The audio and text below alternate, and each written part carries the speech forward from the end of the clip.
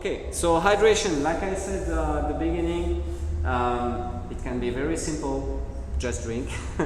Drink when you are thirsty, it's fine. Drink when it's hot, but it's also very, very complex because hydration is about self-physiology.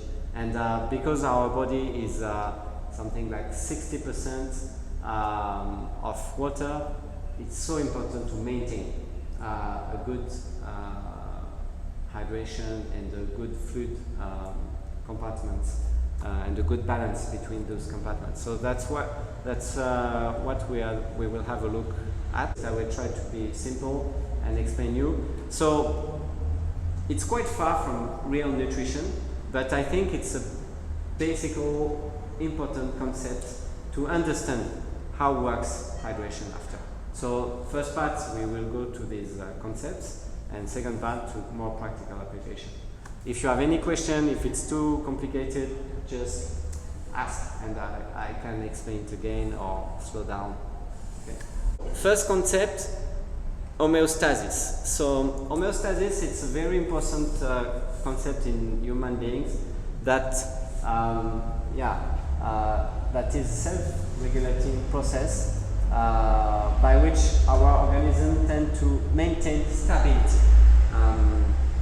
while adjusting to changing environmental conditions. Because our challenge as human beings facing life is to adapt to new environmental conditions, to heat, to cold, to having no food, to having food, to exercise, to rest, and we all the time need to adapt to these new conditions. And in order to survive, we should find in our body a kind of stability. Because if it's not stable, for example, if we are overheating, it's not good. In the end, our survival will be on the table. so the hydration is at the center of the homeostasis concept. So like it is written just under, if homeostasis is successful, life continues. If homeostasis unsuccessful, it's often a disaster or death of the organism. So that's our challenge. And like example, thermoregulation is so important because we are not prepared and adapted to super hot conditions. So during a marathon and ultra racing event, we may face such conditions.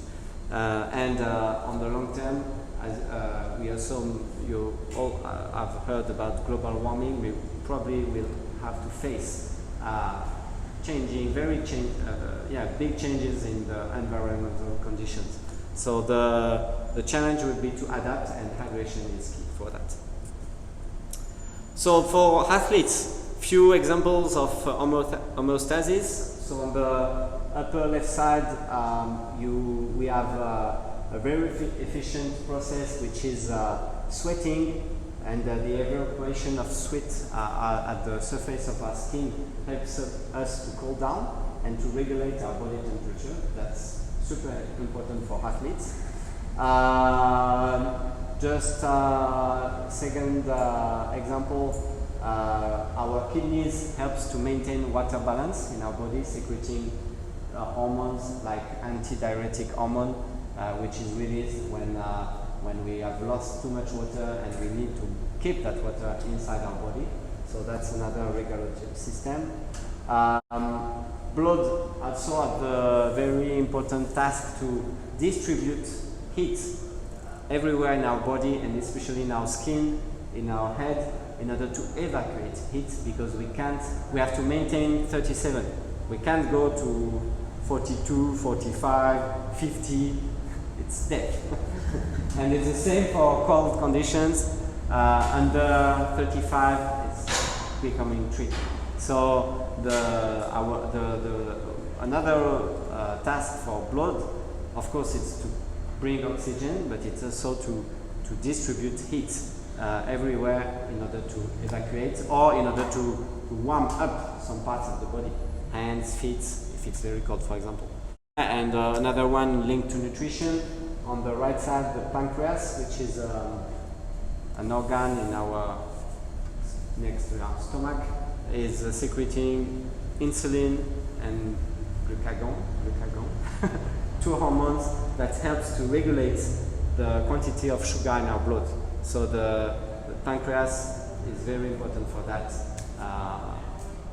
to regulate our glycemia. So regarding hydration, we have a daily challenge. It's to maintain a good balance between the intakes, so water gain on the left side, and water loss. So gains, the intake, it comes from food and drink. So it's something like, for an average people, it's 2.2 liters per day. And but we also produce water through our metabolism. So the fact of using glycogen, burning glycogen with oxygen, brings to carbon dioxide, water, and ATP. So each time we produce energy, we also produce water. That's quite smart. And on the other side, you can see that we lose, even if we don't do exercise, we lose water through our skin, through lungs, through urine and feces. And the input should be identical to output. That's the challenge. If the balance is not achieved, it's either dehydration or overhydration. And we will see that it's a such, it can be, overhydration can be a problem. So more complex. Why these concepts are important? It's because many athletes are facing digestive problem during races, can face overheating, hypoglycemia, all those kinds of problems, you know, when you are doing competition or training in the heat. And to understand what happens in our body, you need to understand how the body maintains the fluid balance in the different compartments. So that's why I try to focus a little bit on that fact. So just a quick question: who experienced bowel problems or digestive problems during a competition or an exercise?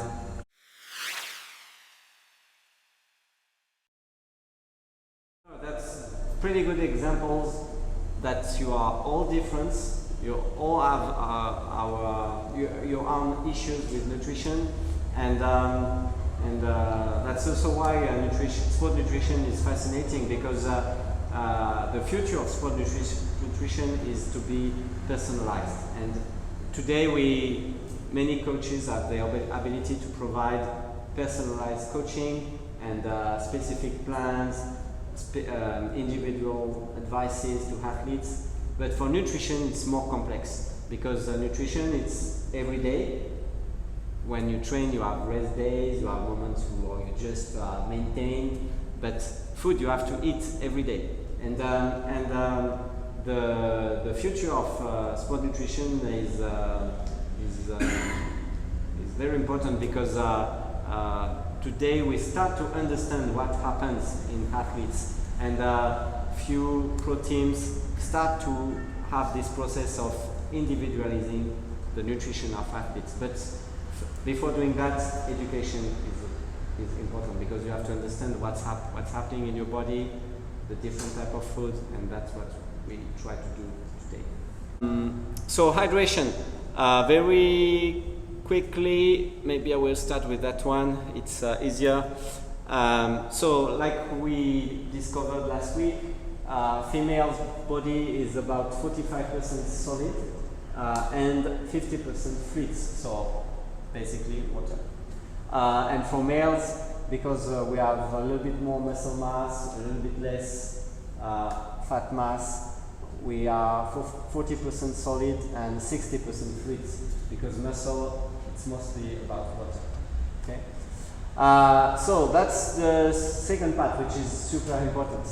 So these fluids are, how can I say, splitted in different compartments.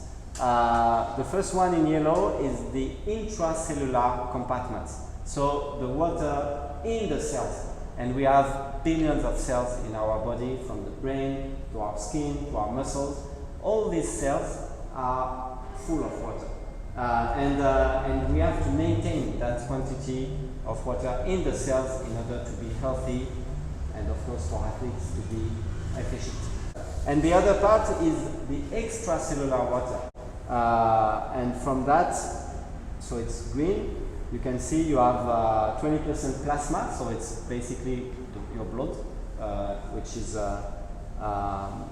mainly about water, and it's the liquid in your bowel, interstitial fluid, between the cells, and so on.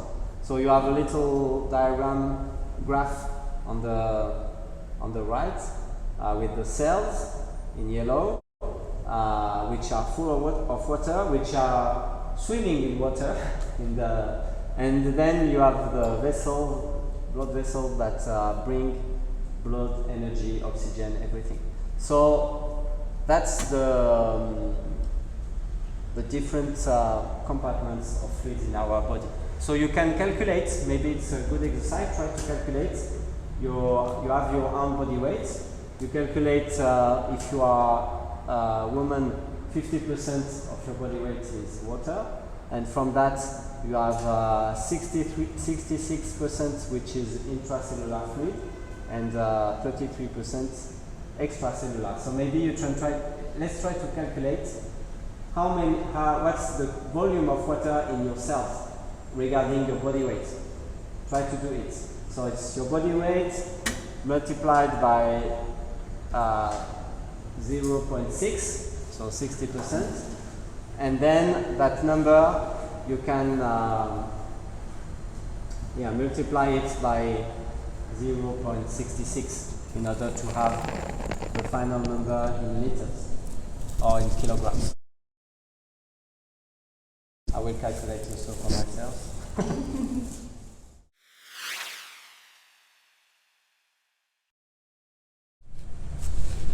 All right, who has a number? 30.8. So 30.8 kilos of your body weight is intracellular water. Okay, so it's huge. Oh, maybe that's why I don't drink a lot. Maybe you're a camel. Who also has a number? 2.4. How much? 2.4. No, 2.4 there is. Sorry? It's my body weight multiplied by. So it's your body weight multiplied by 55%. So multiplied by 55 divided by 100. So it gives you your body water, total body water, TBW, and from that number, you have it. 38.5. Yeah. And that number, 38.5, you can multiply it by 66 and divide it by 100. It's 2/3.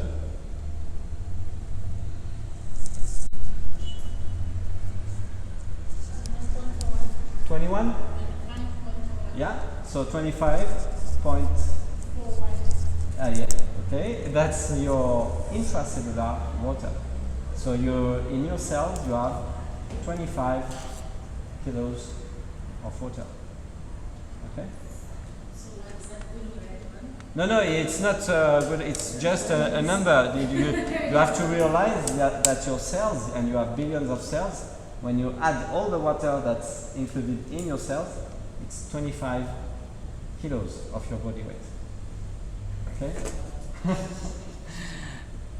So is there a way to drop it? Does it affect the weight, I suppose, my body weight? No, it won't affect really pretty much. yes, it will affect, but if you decrease that number because you try to dehydrate yourself, because I see it so often, you try to run on sea point promenade with in the sun with a jacket, with a beanie, and trying to sweat as much as possible. That's not good, because in the end you get dehydrated, and if you get severely dehydrated, you can go to the hospital very quickly. So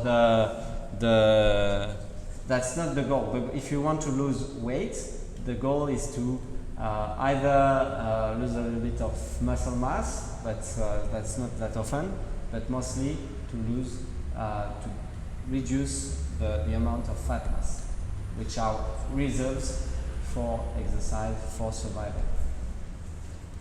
Does fat also? Oh. I feel like I should know this. But how does the fat get used by the cells? Then does it also turn to glucose? Or Which is the fat?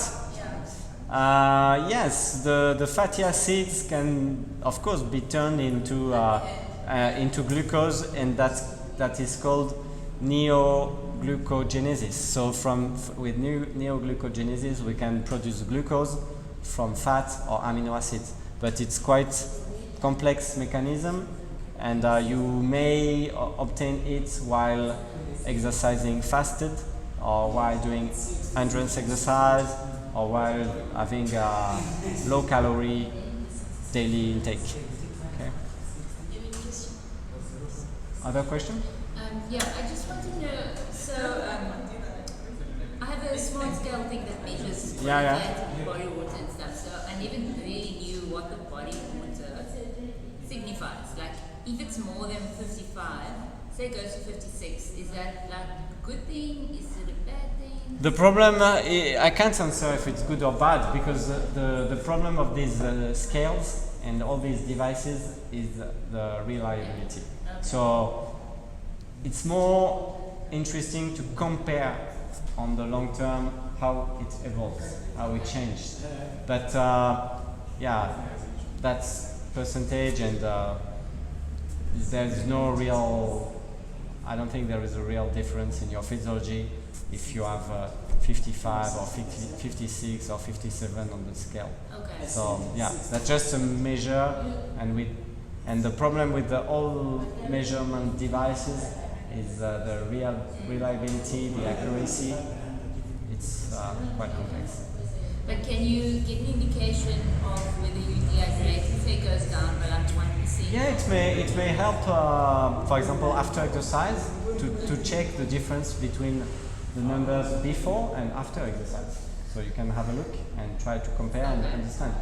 But the challenge for the body is to maintain intracellular fluids. This number is vital.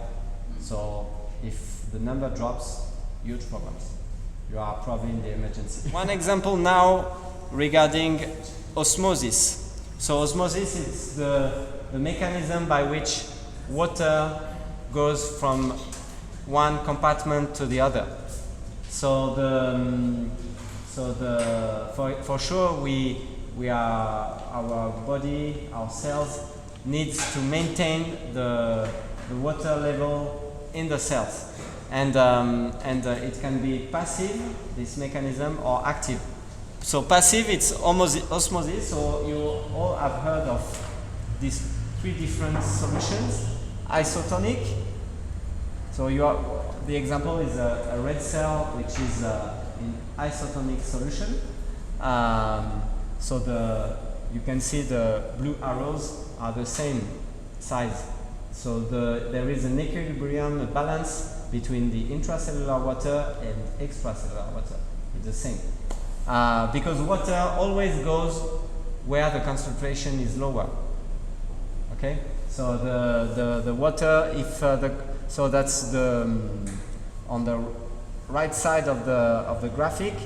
If the concentration is higher of solution of sodium, or I don't know, of glucose, is higher outside the cell, water will go out from the cell, and the cell will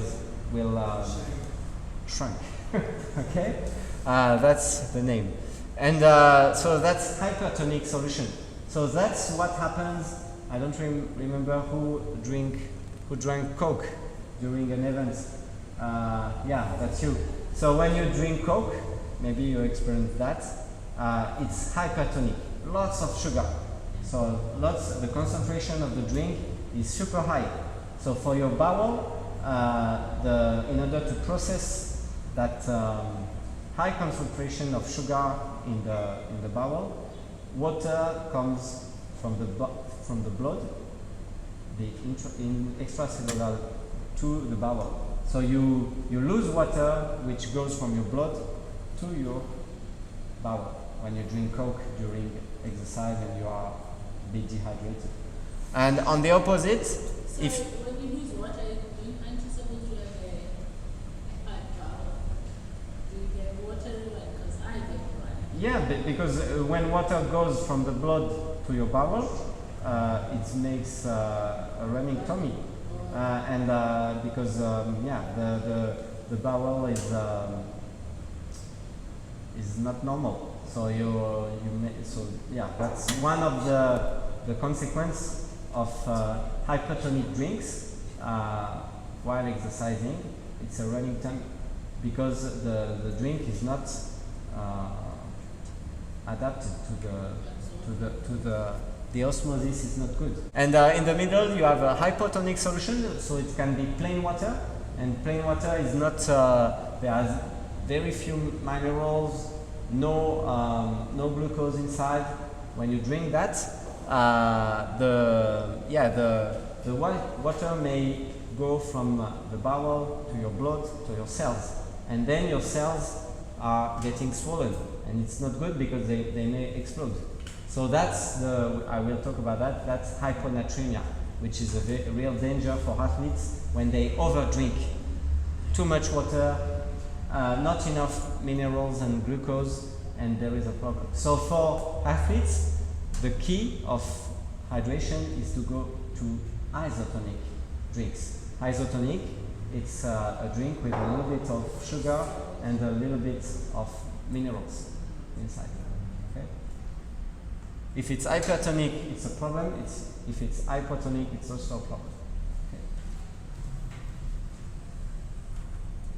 Okay. So that's a natural mechanism that doesn't need energy to bring water from the outside of the cell to the inside of the cell.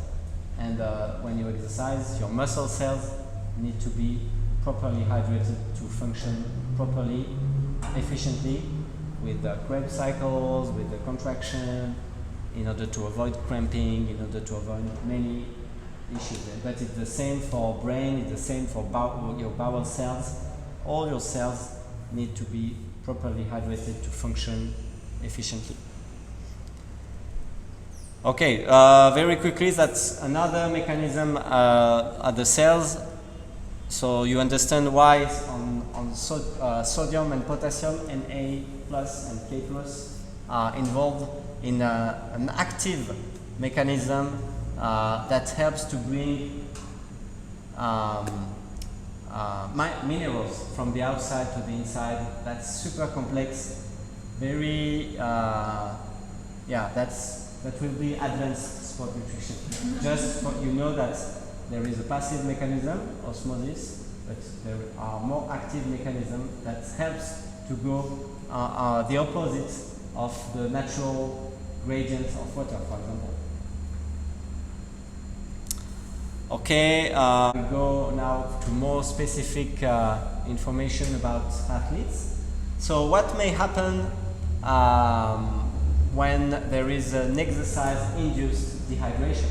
So that was a scientific study in 2019 from a scientist called James. I don't remember its first name, but you can see that when you have an exercise dehydration, for example, you do ketone cycle tour, it's super hot, no wind, and when you are in Sucre Bossi, very hot, very steep, very hard, you only had one little bottle of water, so you are at the end of cycle tour, it's hot, it's hard, you are tired, and you are probably dehydrated. Not severely, but you start to be dehydrated. So the mechanism, you have probably lost some plasma volume. So your plasma, your blood volume is reduced. From that's the left side of the graphic. You have a cardiovascular function, so your heart is not working properly because there is less fluid in the pump, and the pump doesn't work so well. So that's impaired cardiac function when you are dehydrated. There is a rise in plasma osmolality, so I won't extend too much, but it's the concentration of blood in sodium, in minerals, and so on. So that will have the consequence will be a rise in your body temperature, which is not good at all, because overheating is deadly. If you overheat severely while exercising, you may die very quickly, because it's very difficult to reduce body temperature of one human being when he has overheated. So that's very dangerous, and regarding performance, that's not good at all, because when you are overheating, you produce less watts for cyclists, you run less fast for a runner, and so on. And for team sports, soccer players, rugby players, you don't have the same cognitive function, so you are not as efficient to see where is the ball, where are your teammates. Yeah, you are a little bit dizzy and less focused. That's one of the consequences of overheating. And of course, on the right, you become thirsty, your mood is declining, you are less motivated, you start thinking, should I quit?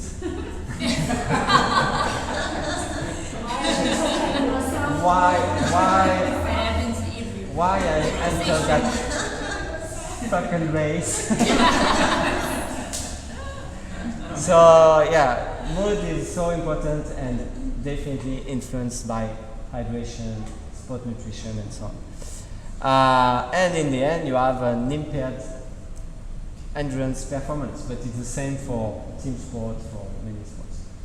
The only sport that is not so influenced by hydration is sprint sports. Sprinters, it's so short, they don't really overheat, they don't really, if they are a little bit dehydrated, it's not a real problem. So it's mostly for long distance sports, even swimmers. Swimmers, you said? Yeah. So we shouldn't get dehydrated. Yeah, of course, because in the water you sweat a lot, but you don't realize it. So it can be very dangerous because Can they overheat?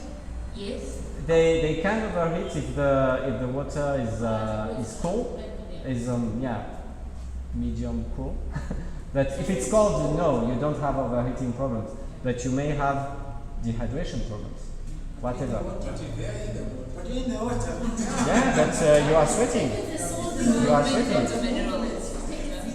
And it's very difficult to hydrate yourself. So long distance swimmers that go for races 20, 30, 50 Ks, it's a real challenge to get hydrated and have the energy, because when you are on your bike, you have the bottles, you have your team manager with a car that can bring you a bottle immediately.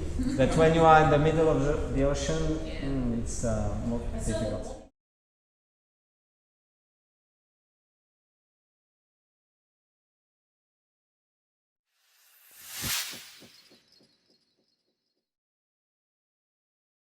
Coach of this guy, which is a Moroccan runner, Rachid El Morabity.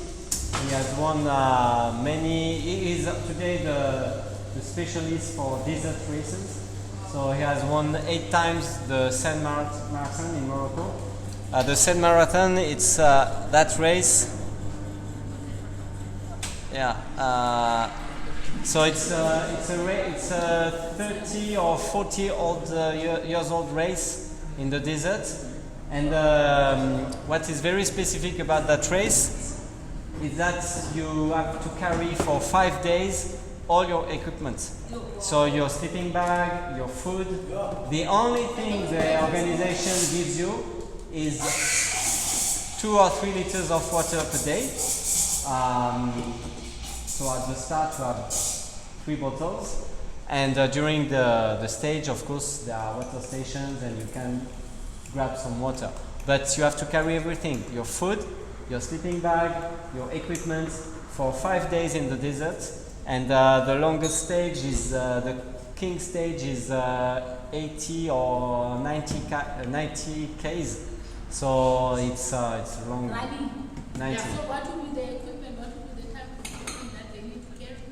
They have, of course, their clothes, so t-shirt, shorts, sleeping bag, 1 toothbrush, and mostly the food for 5 days, because the organization does not provide food. The organization is huge. They have lots of doctors, and because if I remember, there are something like 1,500 people racing that event every year, coming from all around the world. 1,500. 1,500, yes. So they have to provide water for everybody. It's a very remote area of the Sahara Desert. Is it 1,500? 1 or 15,000? No, 1,500. That's 1,500. 1,500, yes. And but what is very specific is that, and that's why I wanted to start with that picture, is that this guy, he's born there.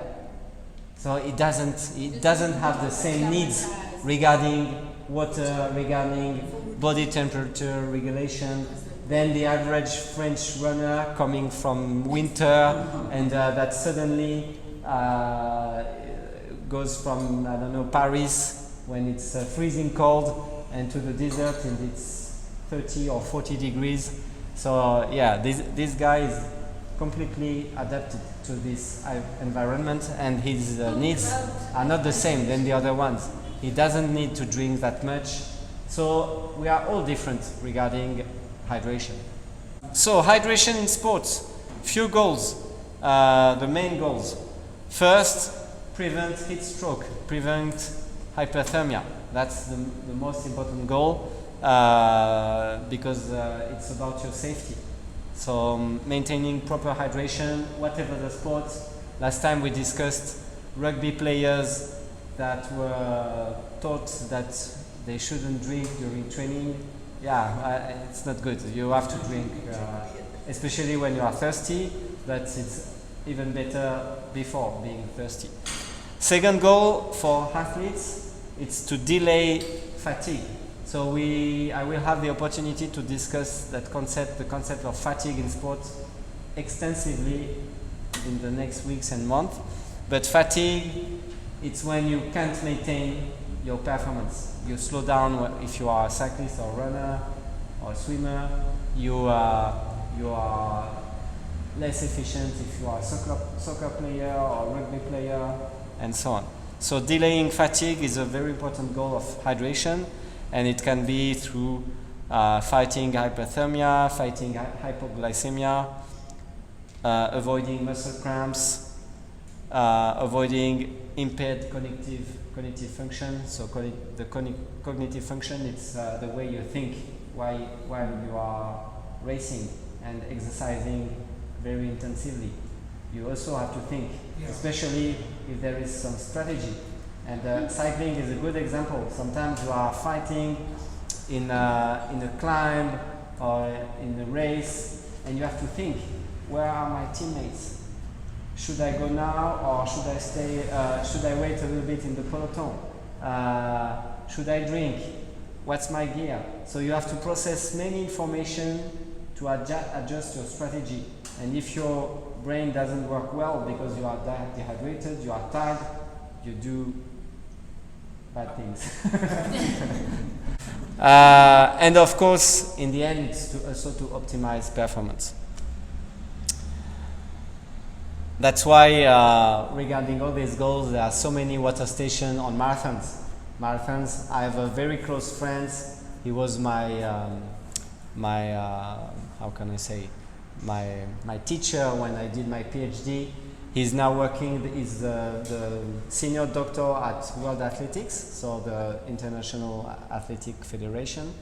And one of his goals is to do some education for major marathon events in order to prevent people dying during races because of overheating, because of stroke, because of hyponatremia. So he trains all the medical services of these marathons in order to prevent problems. So that's why one of the solutions is to put water station frequently, every 2 k's and a half, sometimes every 5 k's, but on major events, that's very important. So that was the main goals of hydration, but now if we go to before exercise, we will have a look on what should you do before, during, and after exercise regarding hydration. So the goals of hydration before exercise are first to make water reserves. We've seen that cells can store water, and our bodies have the ability to store a little bit of water, and we can, before a huge event, before a long event, before competition, before an important training, improve a little bit our water reserves. On the opposite, if we start the event slightly dehydrated, it's not good. It's definitely a disadvantage. And of course, before an event, the 2-3 days before a race, it's also about recovering from the training and draining toxins and making your body fresh and fully recovered. So water has also this task to flush the body and make it clean and fresh for the race. So the advices are for the average athletes to drink something like 2 liters per day for the last 2-3 days. So small quantities every half an hour, every 1 hour, and in the end the idea is to make sure that your urine is clear, because that's the easiest way to check your hydration level without taking a blood sample and analyzing the osmolarity and all these things. It's the color of your urine. And adding sodium, so a pinch of sodium, table salt can help in order to improve a little bit the water reserves, but there is only little scientific evidence regarding that. So just drink most plain water, tap water, and it's fine, and it will do the job. On this diagram, you have the effect of dehydration. So when the dehydration is low, so that's the lower left part of the graph, you have just impaired performance, because you have lost something like 2 kilos of your body weight, and it just impaired performance. But if the dehydration goes on and you lose more fluid and body weight, your capacity for very hard muscular exercise declines, so you are less efficient for if you need to climb a pass or to do the last 10 k's of a marathon. Your performance declines. Then from that, if the body weight, the fluid loss goes on, you can experience heat exhaustion, then hallucination, and then in the end, if you lose something like 10% of your body weight, that's the vertical part of the graph, 10%, you may have a heat stroke or have health issues, and you will probably have to stop the race and finish at the emergency tent for an IV intravenous in order to rebuild quickly your blood volume. Okay? So if you have hallucinations, you must stop. Because you eat chocolate. When you start having hallucination, yes, you need to. You don't need to stop, but because many ultra endurance athletes are experiencing that hallucination because of the fatigue, because of all of that. But you need to slow down, drink, eat, take it easy, maybe rest a little bit in order to restart. But if hallucinations go on and it's getting worse and worse, yeah, at some point you need to stop because it can be dangerous. So just to have a little focus on hyponatremia, which is the decrease of sodium in the blood. So it's quite common mechanism occurring with important dehydration. So your sodium, the concentration of sodium in your blood decrease a lot, under 135 millimoles per liter. So when you go to the hospital, that's one of the first things that they will check. If you say, okay, I did a marathon or I did whatever, and I'm feeling very bad, I'm vomiting, they will take your blood in order to check those numbers, because the consequence can be very dangerous if dehydration is not corrected quickly. So the possible, so let's go with the symptoms on the right. So it can be from mild symptoms like gastrointestinal discomfort to nausea and vomiting, to swollen hands and feet, and we go to the worst part: lethargy, confusion, coma, and in the end your brain cells explode and it's death. So it's quite rare, but it has already happened in the scientific literature. People doing ultra endurance events, military people doing heavy tasks with all the equipment. There are workers working on buildings. Quite soon there will be the World Cup championship, soccer championship in Qatar, and it is said that there are thousands of people, workers that have died on the work sites, probably because of fatigue, because of accident, because of dehydration. So the workers can also experience these problems. And the cause there are lots of causes. So possible cause is increased total body water, so excessive fluid intake. If you overhydrate with plain water during an event, it can be dangerous, because as we have seen previously, if there is too much water in your bowel, probably minerals will go from your blood to your bowel. So you will lose them in your digestive system. And if you have at the same time running tummy, you lose all your minerals and fluids with diarrhea. So that's one cause. It also can be reduced urine output during the exercise because of heat. That's why I always recommend also during a long exercise, if you have a slight need to go to the bathroom, that's good, because it means that you are properly hydrated. If you absolutely don't need to go to the bathroom for many hours, probably you are slightly or more severely dehydrated. So having this light feeling of okay, should I stop? Okay, let's wait a little bit more, and it's a good thing, because it means that your balance is properly adjusted, and there are probably more intake than loss. Okay, and of course it can also be linked to sodium loss, because you have a high sweat rate.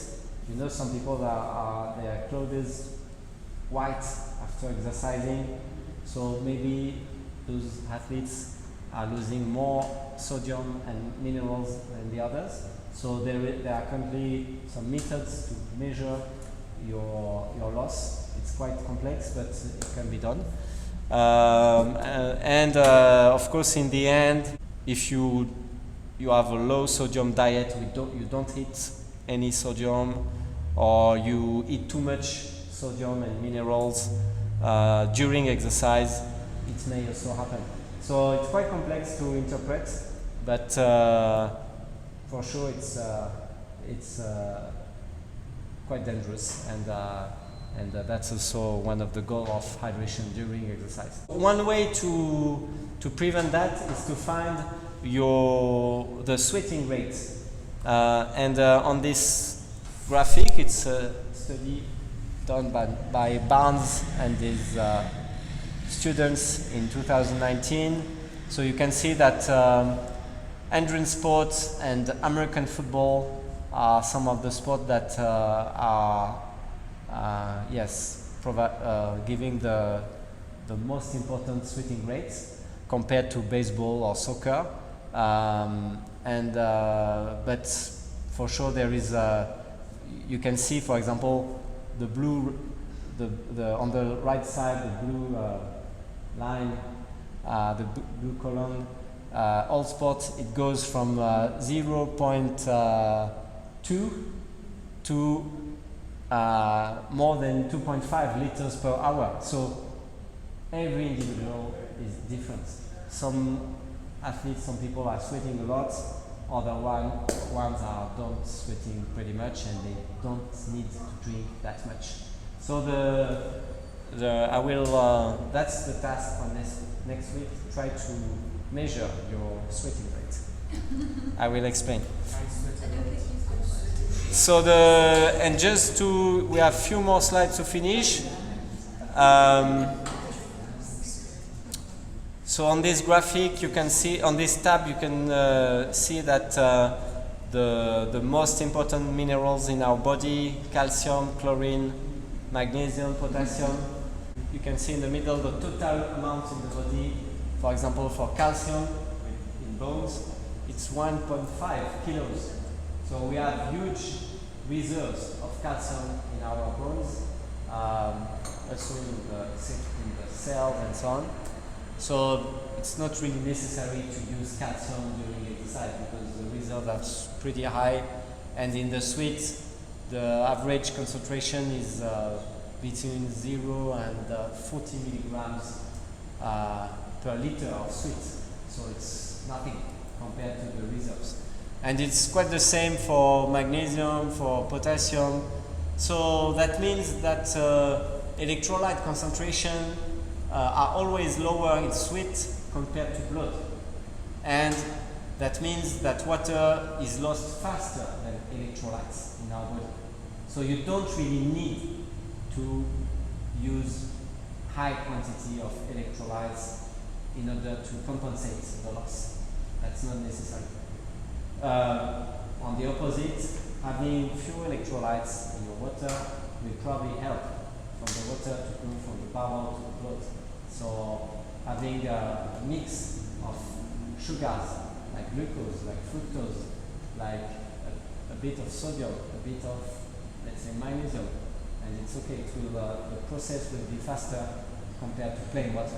And to finish, after exercise, the goal is to rehydrate quickly in order to stabilize the body and to maintain homeostasis. Because if I take an example, you do a marathon, it's super hot, you push hard, you beat your personal record, you finished super tired, dehydrated, overheated, cramping. If you don't drink nothing for hours, your situation, your condition will worsen, and you will be probably in bad situation few hours later compared to the finish line. So it's very important very quickly to rehydrate. And on my side, I think the best practice, first 15 minutes drink plain water or sparkling water, but plain water is fine. Just to start rehydration process. Still water. So that's the first minutes after the finish line. Just after, let's say 30 to 60 minutes after, the best is to have a recovery drink with a mix of carbs and amino acids. So you can have a smoothie, you can have a mix, but that's the most efficient recovery drink after training or competition. You can even homemade it, make it at home. There are recipes on the internet and it's not so difficult. But a mix of fruits and nuts and even some whey protein, and it's fine. And a few hours later you can have your first recovery meal,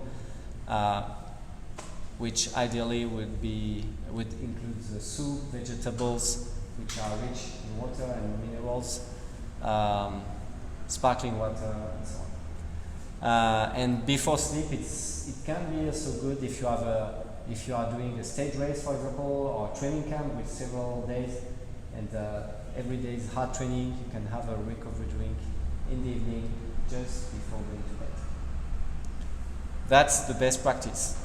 Now, what can I see quite often on races?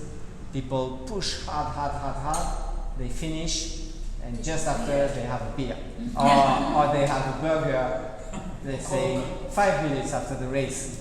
No, that's not really good for your power.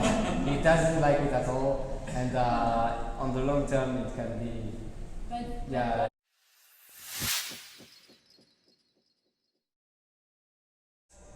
So should you not have your recovery meal within, like, say, the first hour?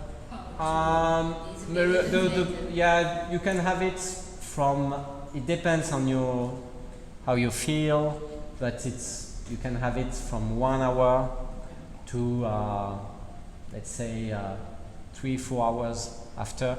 But during these 3-4 hours, you are not staying fasted.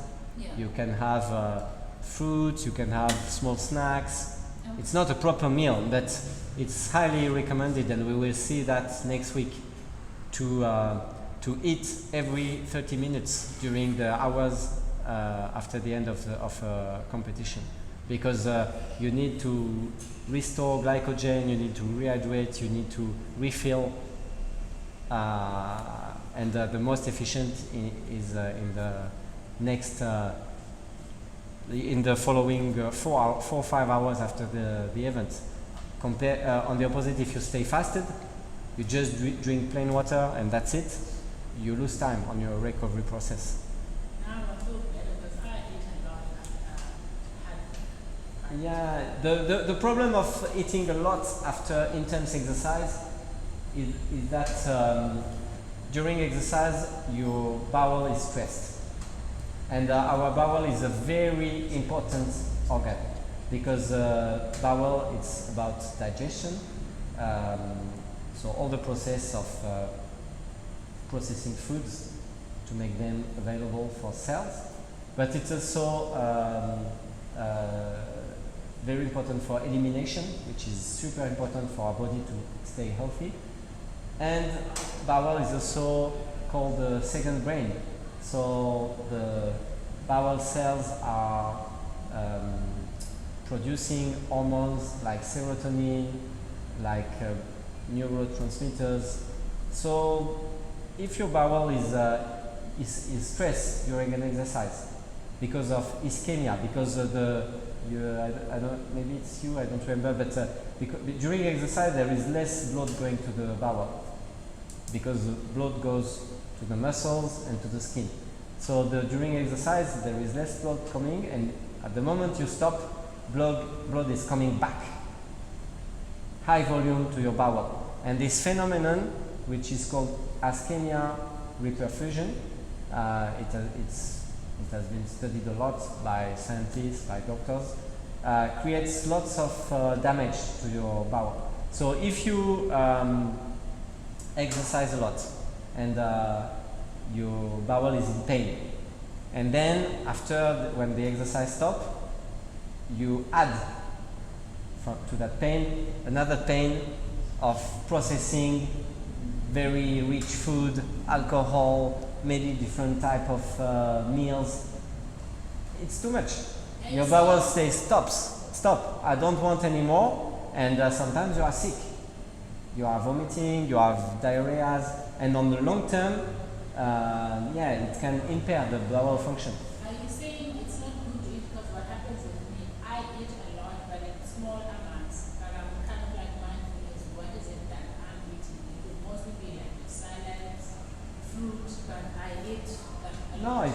if you eat small quantities and you don't have symptoms, it's fine. But if you experience in the recovery phase of training or competition, you experience symptoms, and it can be vomiting, diarrhea, stomach pain, feeling strange. Maybe the food you eat after is not adapted to your needs. So it's quite complex. Every athlete is different, but it's in the middle of the equation of human performance, being able to process food during and after an event. And I already said that in the previous course, but the more and more we look at elite athletes going for ultra endurance events. So, for example, 20 hours trail running, Ironmans, ultra cycling events. The more I'm convinced that the difference between elite athletes and the other is the capacity of those elite athletes to digest everything, whatever the condition. They have a strong bowel, and that makes them so strong. That's one parameter in the equation. But we are all different, and some athletes have never experienced any problems, whatever their nutrition, whatever they eat or they drink, because their bowel is super strong, able to process everything all the time. But it's quite difficult to evaluate because we don't have power meters or heart rate monitors to check how the bowel is working, and we hardly can see inside what's happening. Jim, before a race, can you drink electrolytes? Should you drink electrolytes? That's part of the 2 liters. Yeah, that's a good question. I think it's not mandatory. You can skip because you already, and we will see it in the one of the next slide. We already have huge stores of sodium, potassium, and everything. So sometimes there can be an imbalance in your minerals levels, but usually there are symptoms for that. So people complaining from cramps, for example, I always ask them, do you have night cramps? Yes, no. Do you have sometimes your muscles moving like that, or your eyes moving like that? Are you stressed? All these symptoms can be linked to magnesium or potassium deficiency. But if there are no symptoms, it's okay. You don't really need to add electrolytes because you will probably find them a few hours later when you go to the bathroom. So it's lost money. Other question? No, I had the same. Same. Okay. For me, is it bad to drink, let's say you must drink 2.2 liters a day? 2 liters. 2 liters. For the average rider, if you are a small, tiny athlete, of course 1.5 is fine. If you are a big guy, probably you should go to 2.5 or even 3 liters. Or you can drink 3 or 4 liters. You can, because you will probably evacuate the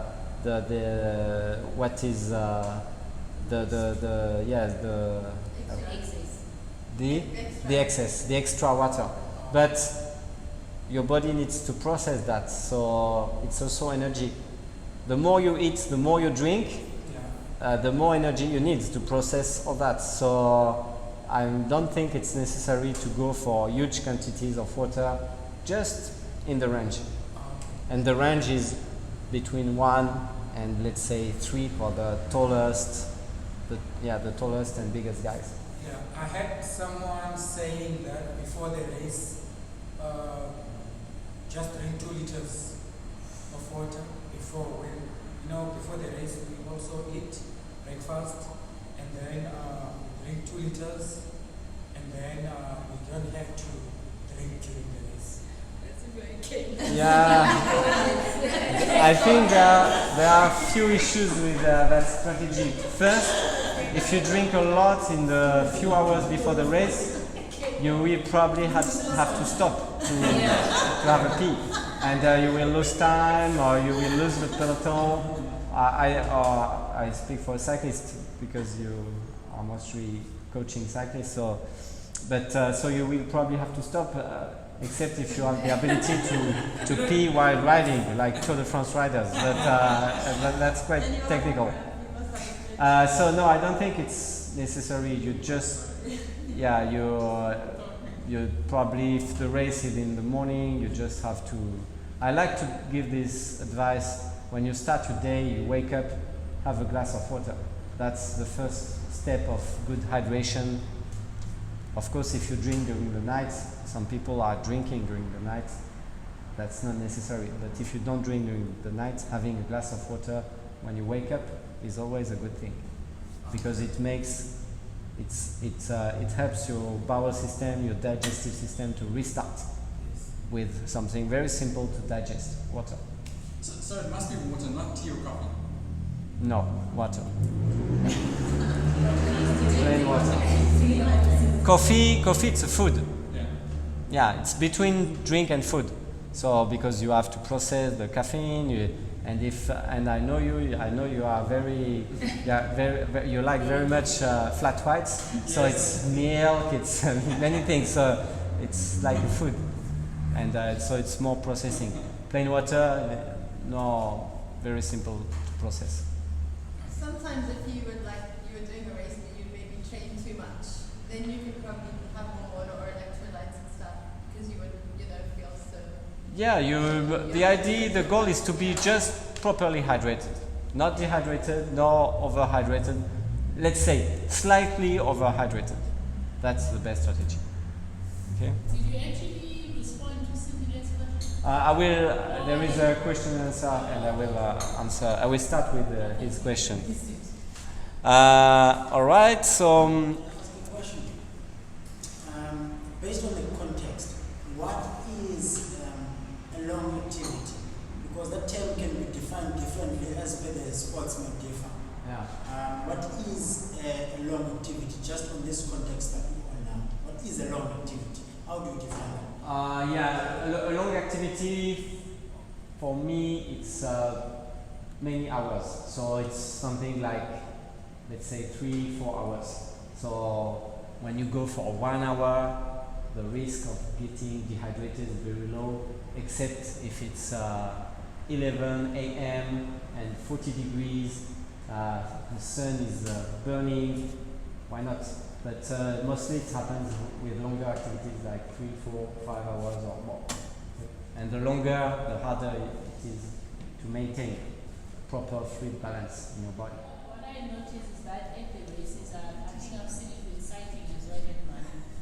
Yeah. Along the road, they'll give you water and mix, but at the end, they give you coke. Yeah. You expect that they are experts, they know what they are. I think marketing take advantage on the health of athletes. Unfortunately. So. Because I usually, let's say, last water point, I would keep water because I know at the end it will not be water. Take some, because now at the finish, there's probably going to be coke. Yeah. Or whatever. And if you are lucky to help or to follow an elite athlete, he will use its own drink during the race and its own drink after the race, but he won't use any coke or anything provided by the organizer, because that's not the best. And Coke, it's not the worst drink, of course, but it's definitely hypertonic. It's quite acidic for your body, and when you exercise intensively, your pH goes down, so your intracellular level compartment is getting more and more acid. So it's better to go for alkaline food compared to acidic food. So, and Coke, sodas, and many and beer, and they are quite acidic. So, yeah. Sparkling water. Yeah, sparkling water is sparkling. And usually there are more minerals in sparkling water compared to still water. So that's the most important benefit, especially bicarbonates, sodium. So it may help to rehydrate after exercise, but during I don't really need see it very necessary, because it also can create some discomfort because of the bubbles in your stomach. So yeah, I think it's better to go for still water plus carbs or energy drink mix, and it's fine. Other question? Thanks, Idinde. Other question, or it's fine? So, are you thirsty? he said after the 5 to 15 minutes after the race, you must drink water. Yeah, the first 2 to 3. the first 15-20 minutes, water is fine. Okay. You can also finish your bottle of energy drink. Yes. Yeah, but don't go straight to beer and Coke and very cold drinks, because when it's very cold, your bowel doesn't like it at all. So it will create some vasoconstriction in the bowel, and it may create also diarrhea and problems, cramps, and so on. So yeah. So 30 to 60 minutes, you eat carbs and protein. Yeah, it can. The best is a recovery drink. So you mix protein and carbs in the water. So it's very easy to digest. But if you don't have, because it's a remote place, I don't know. So you cannot you can go for bananas. You can go. You cannot go for get the carbs from the beer. That's not the best, because I say it again. Each course beer is the most important topic for the question and answer section. Okay. So every time you drink a beer, the alcohol inside will make you more dehydrated, because alcohol needs to be processed and it creates dehydration. So you will excrete water if you drink too much beer or too much alcohol, wine, whiskey, whatever.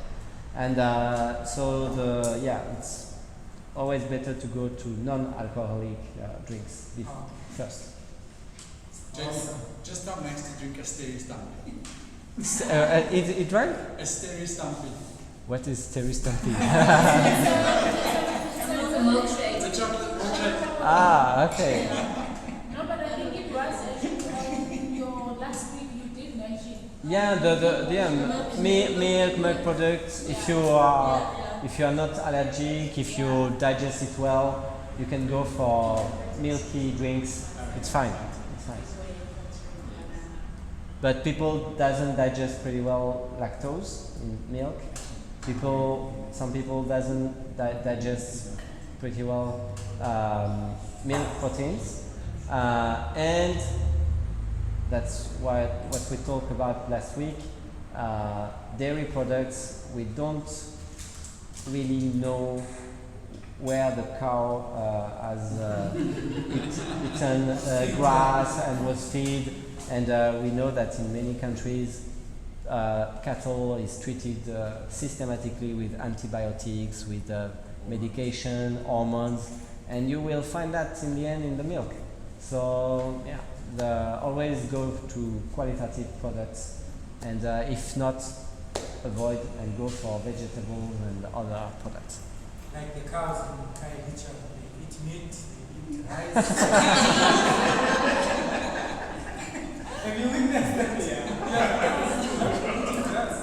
Yeah, I don't know, but maybe it's better than cattle in huge factories that never see the sun and the fresh air, and that are fed with everything, with colza coming from Brazil and I don't know, other products coming from China, or I don't know. So I don't know what is that. Maybe it's better to be in fresh air and Kalicha from the cow in a huge factory. Okay, one more last question from me. Calcium. Yeah. When I was at school, they used to give us milk every day. Yeah. To boost the calcium. So I've been drinking milk, but I have an issue of joints. I used to enjoy running. I stopped because of the knee impacts, and also my joints are not strong. And but I've been getting calcium from the milk. Could it be I inherited that from family, or? It's very difficult to answer, but yeah, it can be genetic, of course. It can also be linked to your previous work activities, or I don't know, sport activities. But it can also be linked to excessive consumption of dairies and or meat, or because the problem of milk given to kids. Of course, they need to build their bones, but you can find calcium in many other foods, in nuts, in grains, in vegetables, in eggs. So you don't really need to drink that much milk, and it's the same everywhere. In France, we have a huge and very powerful dairy industry, and they try to sell. So they have created some lobbying regarding the government's education in order to say kids all around the world need to drink a lot of milk, eat cheese, but it's often not real qualitative products. It's often too much, sometimes too much proteins, and the milk products can be can also be create some inflammation in the body, you know, because you have a kind of allergy, or so in the end it can be a problem. On my side, I have I was a cyclist for many years. I was eating so much bread and pasta, and 10-15 years after, I became starting to be to have a kind of allergy to gluten. Gluten is the protein found in wheat, and all these products. And so I started to have a kind of chronic sinusitis. Every 2 months I was sick. And from that I had the opportunity to do a test that showed that I was not allergic but intolerant to gluten. So I stopped, and suddenly all the symptoms disappeared. And so now I just make sure, I'm just careful about not eating too much. So I don't I don't eat pasta anymore. I don't eat bread anymore. Just time to time, a little cake or a little pizza. That's fine. But so we can change on the long term. And the three main sources of intolerances for everybody, but also for athletes, are milk proteins found in milk, in cheese, in yogurts, in ice creams. So that's the first category. Second is gluten from wheat products, so bread bread, pasta, pastries, cakes, and so on. And the final one is egg protein. Yeah, and but usually you have, if you are really allergic to that, you have immediate symptoms, swollen. Yeah, sometimes you even may need to go to the emergency because you have eaten some proteins because you are really allergic. But when you are intolerant, you can't see them. It's on the long term, so you can see that your health is not that good. You have pain in your joints. You have skin problems. You have something a disease finishing by is, tendinitis, bronchitis, sinusitis. That means these foods create inflammation, and that inflammation creates disease on the long term.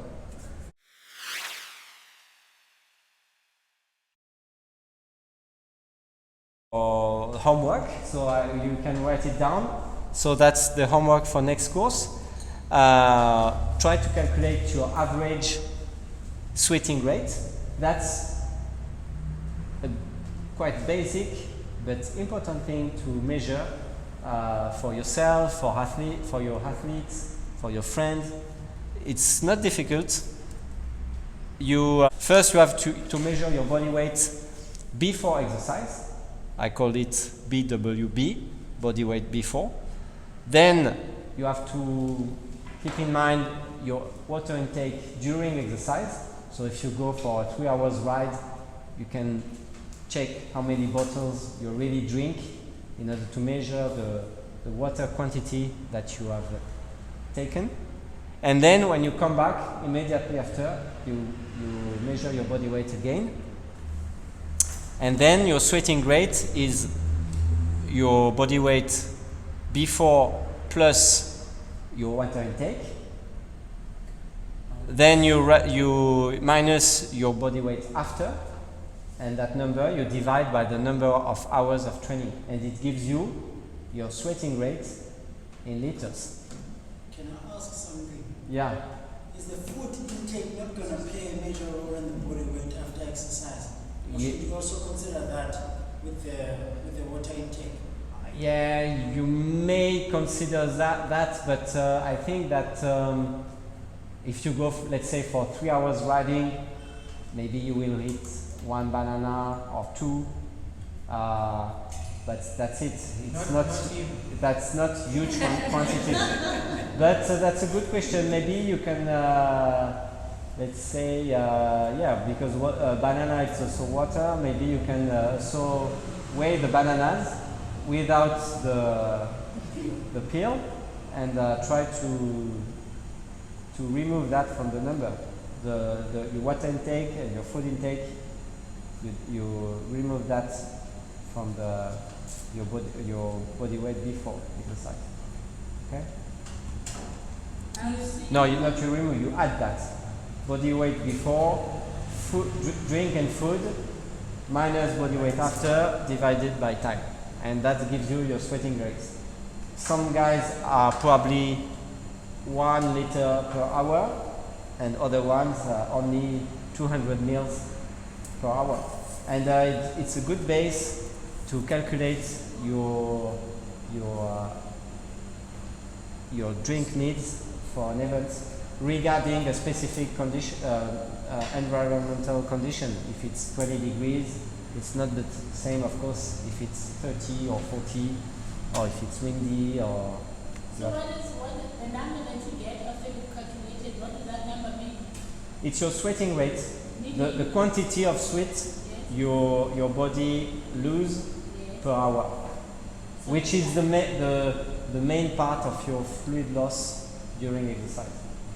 But now, okay, now you know, but what do you do with that? But if you know, for example, that you lose, it's just an example, you lose 2 liters of sweat per hour. It's not possible, but let's say 2 liters.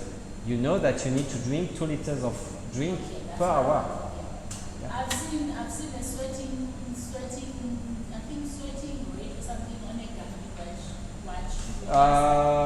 Yeah, I think now there are. I've seen Yeah, maybe it's you have to maybe to put in some numbers, and it will calculate regarding the intensity of the exercise and mostly the duration. It will mostly maybe calculate a kind of sweating rate, but I don't know how they calculate that. Yeah, I will. Understood that. Now looking at the formula, how will they calculate the water? Yeah. Water Sorry. intake? Because again, maybe the weight, because when you set up your watch, you have your weight, and then the BMI just after exercise, maybe they can have. The now the Garmin watch and the smart watches, sport watches, many features. Sometimes we don't really know how they calculate, but some of them are interesting. It's like VO2 max on your watch. It's just an estimation. It's not your real VO2 max. To have your real VO2 max, you need to do a lab test and measure the quantity of oxygen your body uses every minute. That's the only way to have a proper VO2 max evaluation. Okay, thank you Cycling Brains for hosting us tonight. Thank you for attending. So I remind you that next week we're going to have the last course. We will focus on nutrition before, during and after.